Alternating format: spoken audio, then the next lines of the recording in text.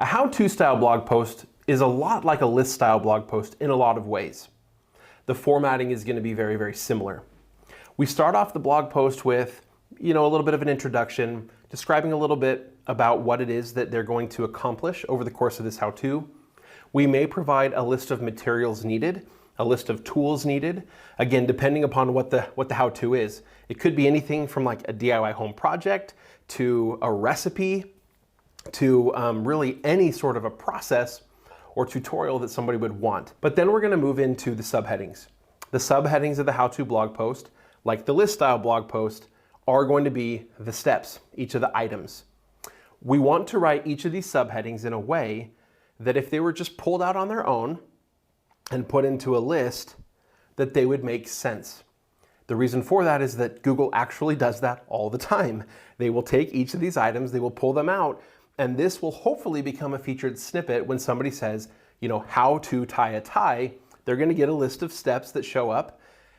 And so therefore, if you can make it into, break it up into 9 steps or more, it's going to really help, because then you're going to get that little more items at the very bottom, and it's going to cause people to absolutely have to click on your article if they see that featured snippet on the search result page.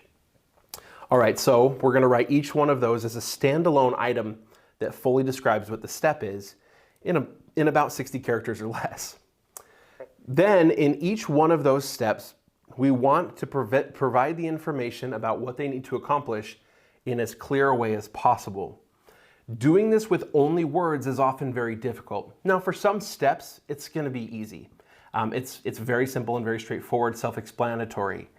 But just assume that the people reading your blog post know a lot less about this subject than you do, because that's probably true, okay? So, describing it really, really clearly is very important. However, words can't do an adequate job of showing some things. And that's why the most successful how-to websites out there, almost always in every single step, will have some sort of image. Images are going to be particularly important for how-to style blog posts, and it's going to be very difficult to just use stock photography to try to fill in this kind of stuff. Realistically speaking, you should probably work through the process that you're describing in this blog post and snap photos along the way of each of the important steps so that you can really illustrate what it is that needs to be done. Another great way to go about this that's probably even better than photographs, at least in some cases, would be to film the entire process. It doesn't necessarily mean you need to put your face in it, doesn't even mean you need to talk about it.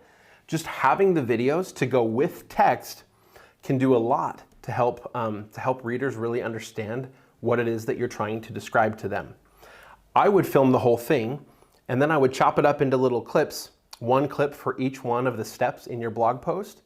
You can just upload those clips to YouTube and leave them unlisted, and then embed them on your article in each of the steps. Whatever it is that you decide to do, just make sure that you really think to yourself, what could I possibly do for this step to make what I'm describing totally, completely, 100% clear to the reader? Even if they know absolutely nothing about this, how can I make sure it's 100% clear to them? If you can do that, or you can even get close, your content is going to be amazing. Now, when it comes to ending this type of a blog post, in a list style blog post, oftentimes there's just nothing to put at the end. There's no conclusion. It's just a list, right?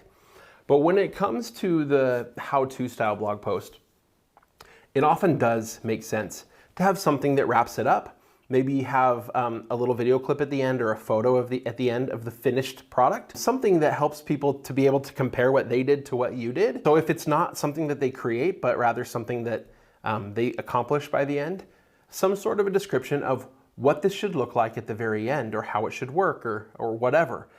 If it's a recipe, how it should taste, what it should look like, that sort of stuff. Provide that to them at the very end, and that's going to help people to have that confirmation that what they've created, what they've accomplished, what they've done was what they intended from the very beginning.